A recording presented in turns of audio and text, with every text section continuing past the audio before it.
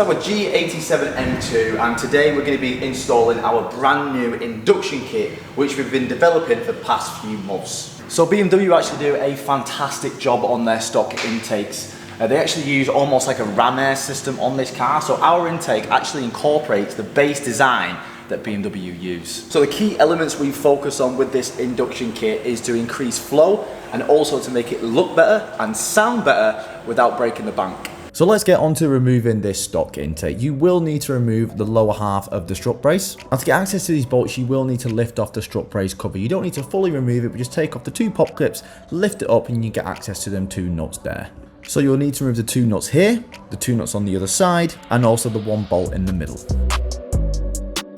Now with the strut brace off, you just want to lift up the front half of the engine cover. You don't need to totally remove it, but just give it a little bit of slack. Now there is a sensor just underneath the engine cover to the right hand side. We would recommend unplugging this to give you a little bit more room. So there'll be two Jubilee clips holding on the intake pipes to the air boxes. Once you remove these Jubilees, you should just be able to just pull out the standard air boxes. And you can actually see the cold air feed here which comes into the front of the vehicle. So this induction kit actually still utilises that and actually allows the maximum cold air to get in to the original airbox. After you've removed the airboxes, you'll be left with the pipes that go straight onto the turbos. You've got one here and they are quite difficult to remove. The good way to do this would be to get a screwdriver in on the clip, lift the clip up and pull the pipe out. Now we will be reusing this clip and this O-ring, so try to remove them without losing them. And once you've removed the clip, transfer it over to the new adapter. Don't worry about getting these the wrong way around because the adapters are two different sizes and you won't be able to get them the wrong way. You'll also need to transfer over the O-ring, so carefully remove it from the old pipe and insert it into the new adapter. If you're unsure on which way this should be inserted, there's an image on the screen now. This is our new intake pipe versus the old intake pipe. You can clearly see the size difference. Once the first pipe is actually built up, you can turn your attention to the other pipe, which is just held on by two pop clips at the top, and it's a similar sort of clip holding it onto the turbo.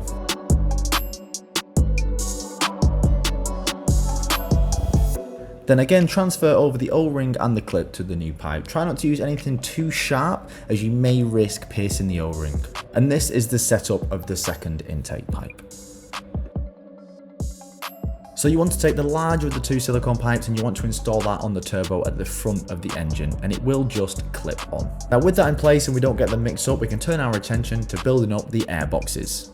So first of all, you're going to want to split the air boxes in half, and this will consist of 5 T15 bolts. Now once the air filter is removed, we can actually start building up the air box. You want to put the front side of the air box on first and then lower this into the vehicle.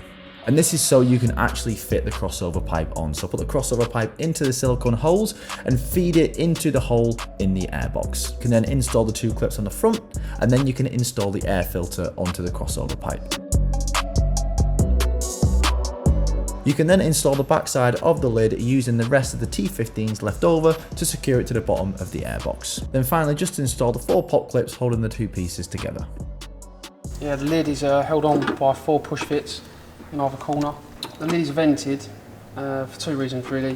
One, to allow a bit more noise come through. It allows more air to pass through, so it helps the ram air effect pass through the filter and exit at the top. And then finally we can start to install the other side. The only difference being this side of it, we would put the adapter onto the turbo first because you can actually get access to tighten the Jubilee clip on the back turbo. Now it's a similar kind of process to rebuild the airbox again, but on the driver's side we want to put the back lid on first, which is opposite to the passenger side, which we've already done, where we put the front side of the lid on first, as this makes it a lot easier to slide the silicone holes through and onto the turbo.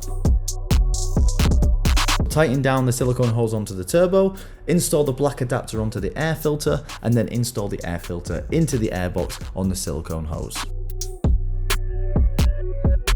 Then just repeat the process from the other side, install the other side of the lid, and put on the top cover with the pop clips. And after you've reinstalled the strut base, the install is complete.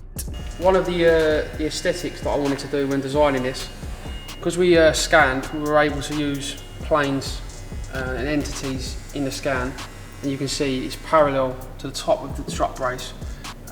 Just gives it a nice little finish. You can see both of them. I like to call them sisters, not twins, because the airboxes are slightly different just because of the way they match. But yeah, they literally will be the same left and right compared to the strut brace, which just gives it a nice finish.